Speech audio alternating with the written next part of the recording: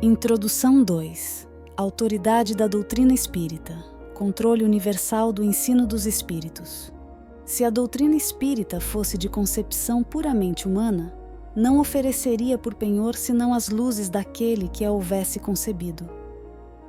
Ora, ninguém, neste mundo, poderia alimentar fundadamente a pretensão de possuir com exclusividade a verdade absoluta. Se os espíritos que a revelaram se houvessem manifestado a um só homem, nada lhe garantiria a origem, porquanto fora mister acreditar, sob palavra, naquele que dissesse ter recebido deles o ensino. Admitida, de sua parte, sinceridade perfeita, quando muito poderia ele convencer as pessoas de suas relações. Conseguiria sectários, mas nunca chegaria a congregar todo o mundo. São, pois, os próprios espíritos que fazem a propagação, com o auxílio dos inúmeros médiuns que também eles, os espíritos, vão suscitando de todos os lados. Se tivesse havido unicamente um intérprete, por mais favorecido que fosse, o espiritismo mal seria conhecido.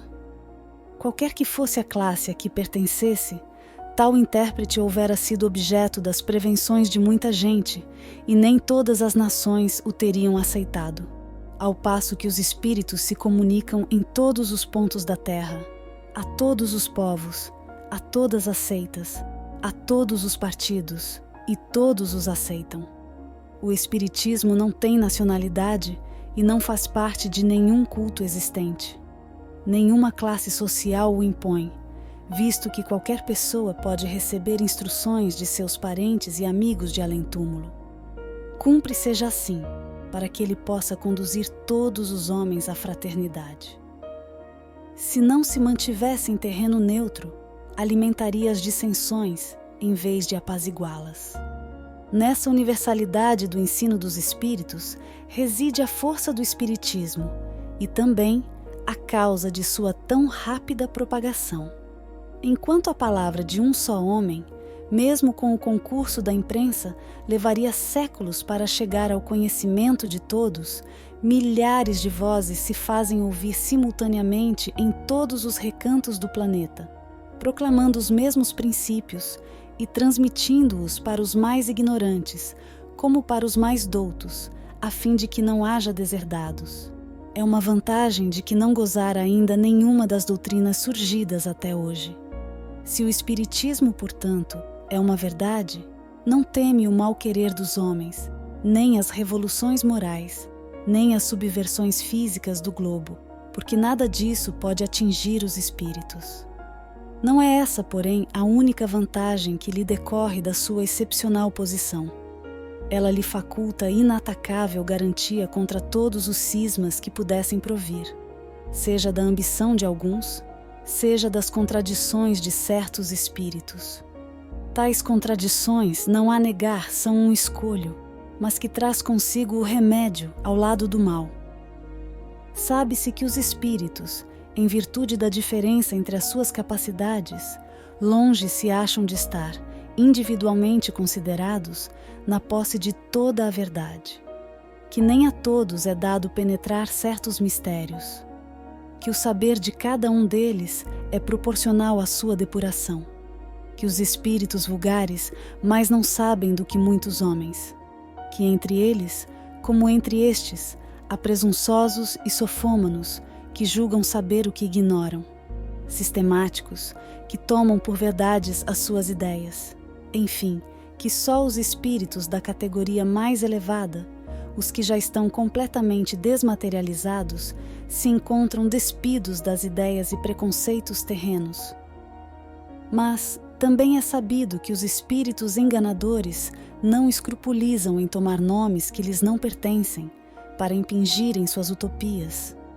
Daí resulta que, com relação a tudo o que seja fora do âmbito do ensino exclusivamente moral, as revelações que cada um possa receber terão caráter individual, sem cunho de autenticidade, que devem ser consideradas opiniões pessoais de tal ou qual espírito, e que imprudente for aceitá-las e propagá-las levianamente como verdades absolutas.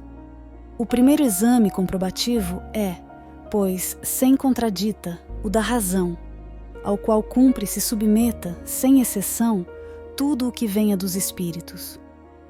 Toda teoria em manifesta contradição com o bom senso, com uma lógica rigorosa e com os dados positivos já adquiridos, deve ser rejeitada, por mais respeitável que seja o nome que traga como assinatura. Incompleto, porém, ficará esse exame em muitos casos, por efeito da falta de luzes de certas pessoas e das tendências de não poucas a tomar as próprias opiniões como juízes únicos da verdade.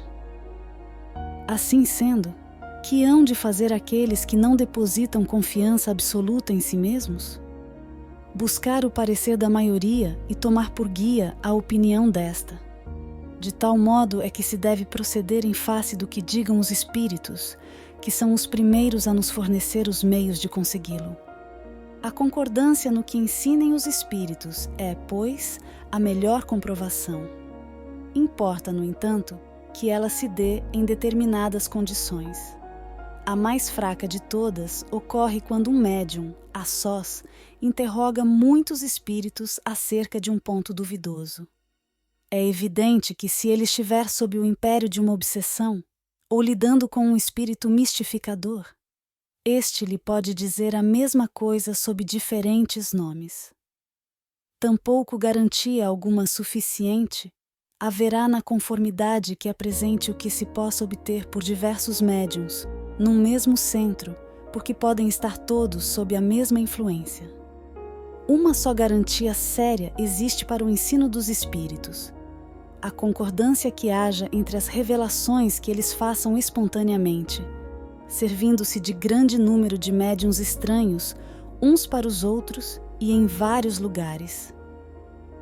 Vê-se bem que não se trata aqui das comunicações referentes a interesses secundários, mas do que respeita aqueles princípios mesmos da doutrina. Prova a experiência que, quando um princípio novo tem de ser enunciado, isso se dá espontaneamente em diversos pontos ao mesmo tempo e de modo idêntico, se não quanto à forma, quanto ao fundo.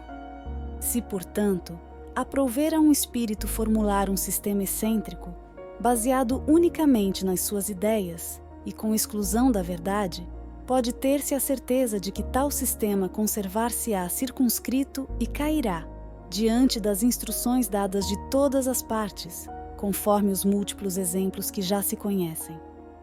Foi essa unanimidade que pôs por terra todos os sistemas parciais que surgiram na origem do Espiritismo, quando cada um explicava à sua maneira os fenômenos. E antes que se conhecessem as leis que regem as relações entre o mundo visível e o mundo invisível. Essa a base em que nos apoiamos quando formulamos um princípio da doutrina. Não é porque esteja de acordo com as nossas ideias que o temos por verdadeiro. Não nos arvoramos absolutamente em árbitro supremo da verdade e a ninguém dizemos: crede em tal coisa porque somos nós que vô-lo dizemos. A nossa opinião não passa, a oesse nossos próprios olhos, de uma opinião pessoal que pode ser verdadeira ou falsa, visto não nos considerarmos mais infalível do que qualquer outro. Também não é porque um princípio nos foi ensinado que, para nós, ele exprime a verdade, mas porque recebeu a sanção da concordância. Na posição em que nos encontramos, a receber comunicações de perto de 1000 centros espíritas sérios, disseminados pelos mais diversos pontos da Terra, achamo-nos em condições de observar sobre que princípio se estabelece a concordância. Essa observação é que nos tem guiado até hoje, e é a que nos guiará pelos novos campos que o Espiritismo terá de explorar. Porque, estudando atentamente as comunicações vindas de todas as partes do planeta, reconhecemos, pela natureza toda especial das revelações, que ele tende a entrar por um novo caminho e que lhe chegou o momento de dar um passo para adiante. Essas revelações, feitas muitas vezes com palavras veladas, hão frequentemente passado despercebidas a muitos dos que as obtiveram. Outros julgaram-se os únicos a possuí-las. Tomadas insuladamente, elas, para nós, nenhum valor teriam. Somente a coincidência lhes imprime gravidade. Depois, chegado o momento de serem entregues à publicidade, cada um se lembrará de haver obtido instruções no mesmo sentido. Esse movimento geral, que observamos e estudamos, com a assistência dos nossos guias espirituais, é que nos auxilia a julgar da oportunidade de fazermos ou não alguma coisa. Essa verificação universal constitui uma garantia para o futuro do Espiritismo e anulará todas as teorias contraditórias. Aí é que, no porvir, se encontrará o critério da verdade. O que deu lugar ao êxito da doutrina exposta em O Livro dos Espíritos e em O Livro dos Médiuns foi que em toda a parte todos receberam diretamente dos Espíritos a confirmação do que esses livros contêm. Se de todos os lados tivessem vindo os Espíritos contradizê-la, já de há muito haveriam aquelas obras experimentado a sorte de todas as concepções fantásticas. Nem mesmo o apoio da imprensa a salvaria do naufrágio, ao passo que, privadas como se viram desse apoio, não deixaram elas de abrir caminho e de avançar celeremente. É que tiveram o dos espíritos, cuja boa vontade não só compensou, como também sobrepujou o mal-querer dos homens. Assim sucederá a todas as ideias que, emanando quer dos espíritos, quer dos homens, não possam suportar a prova desse confronto, cuja força a ninguém é lícito contestar. Suponhamos praza a alguns espíritos ditar, sob qualquer título, um livro em sentido contrário. Suponhamos mesmo que, com intenção hostil, objetivando desacreditar a doutrina, a malevolência suscitasse comunicações apócrifas. Que influência poderiam exercer tais escritos, desde que de todos os lados os desmentissem os espíritos? É com a adesão destes que se deve garantir àquele que queira lançar, em seu nome, um sistema qualquer. Do sistema de um só ao de todos, medeia a distância que vai da unidade ao infinito. Que poderão conseguir os argumentos dos detratores sobre a opinião das massas quando milhões de vozes amigas, provindas do espaço, se façam ouvir em todos os recantos do universo e no seio das famílias, a infirmá-los? A esse respeito, já não foi a teoria confirmada pela experiência? Que é feito das inúmeras publicações que traziam a pretensão de arrasar o espiritismo? Qual aqui sequer lhe retardou a marcha?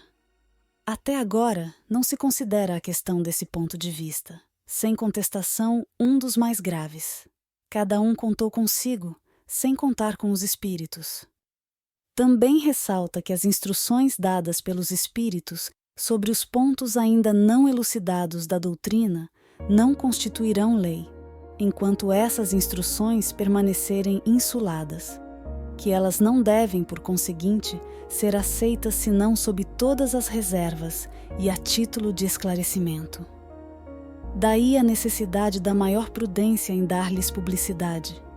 E caso se julgue conveniente publicá-las, importa não as apresentar senão como opiniões individuais, mais ou menos prováveis, porém, carecendo sempre de confirmação. Essa confirmação é que se precisa aguardar, antes de apresentar um princípio como verdade absoluta, a menos se queira ser acusado de leviandade ou de credulidade irrefletida. Com extrema sabedoria procedem os espíritos superiores em suas revelações. Não atacam as grandes questões da doutrina senão gradualmente, à medida que a inteligência se mostra apta a compreender verdade de ordem mais elevada e quando as circunstâncias se revelam propícias à emissão de uma ideia nova. Por isso é que logo de princípio não disseram tudo, e tudo ainda hoje não disseram, jamais cedendo à impaciência dos muito afoitos, que querem os frutos antes de estarem maduros. Fora, pois, supérfluo pretender adiantar-se ao tempo que a providência assinou para cada coisa, porque então os espíritos verdadeiramente sérios negariam o seu concurso. Os espíritos levianos, pouco se preocupando com a verdade, a tudo respondem. Daí vem que sobre todas as questões prematuras, há sempre respostas contraditórias.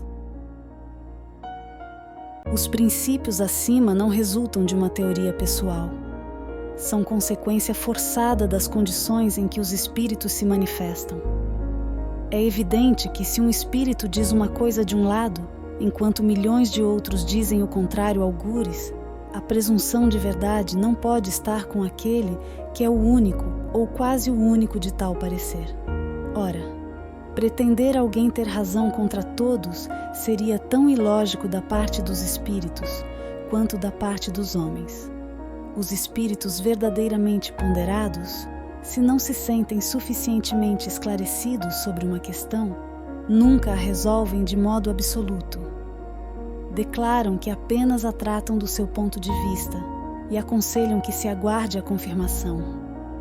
Por grande, bela e justa que seja uma ideia, impossível é que desde o primeiro momento congregue todas as opiniões. Os conflitos que daí decorrem são consequência inevitável do movimento que se opera. Eles são mesmo necessários para a maior realce da verdade e convém se produzam desde logo, para que as ideias falsas prontamente sejam postas de lado. Os espíritas que a esse respeito alimentassem qualquer temor podem ficar perfeitamente tranquilos. Todas as pretensões insuladas cairão, pela força mesma das coisas, diante do enorme e poderoso critério da concordância universal. Não será a opinião de um homem que se aliarão os outros, mas a voz unânime dos espíritos.